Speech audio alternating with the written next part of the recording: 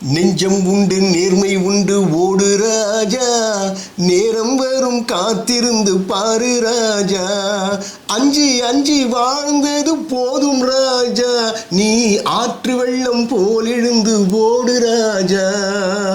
ஒரு நாள் காலை நமது பொன்மனச்செம்மல் புரட்சி தலைவர் எம்ஜிஆர் அவர்கள் ஷூட்டிங்காக புறப்பட்டு வெளியில் வராரு.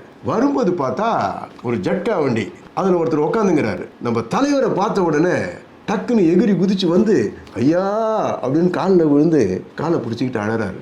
அவரை தூக்கி பிடிச்சி நிறுத்தி, இந்த மாதிரிலாம் செய்யக்கூடாது, என்ன விஷயம் ஐயா, ஒரு 3 நாளைக்கு முன்னாடி குதிரை இறந்து போச்சுன்ட்டு ஐயா நீங்கள் தான் கொடுத்தீங்கய்யா, புது குதிரை வாங்கி இப்போ தான் அந்த வண்டியில் பூட்டி வீட்டுக்கு வந்திருக்கையா தெய்வத்தை பார்க்குறதுக்கு அப்படின்னு சொன்ன உடனே வா ஒரு ரவுண்டு வரலான்னு சொல்லி அந்த வண்டியில் ஏறி உக்காந்து ஒரு ரவுண்டு வந்துட்டு அந்த குதிரை வண்டிக்காரரை மகிழ்ச்சி கடலில் ஆழ்த்தி அவரை அனுப்பி வைத்தாராம் நமது பொன்மனச்செம்மல் புரட்சி தலைவர் எம்ஜிஆர் அவர்கள்.